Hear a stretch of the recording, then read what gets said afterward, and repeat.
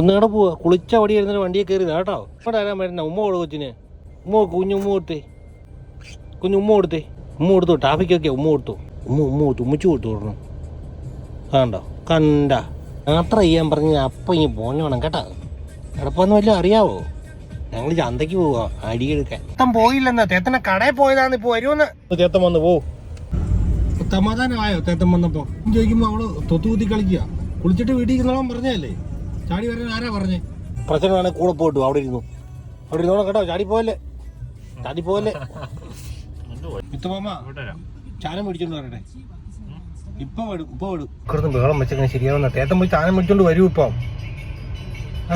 ഇപ്പൊ വരും. തിന്ന് ആ തേത്തൻ മരുന്നോടും പോലെ അത് തിന്നങ്ങോട്ട്. അപ്പൊ എത്രയും തീരട്ടെ. കാത്തിരിക്കുകയാണ്. തേത്തൻ്റെ കൂടെ പോകും.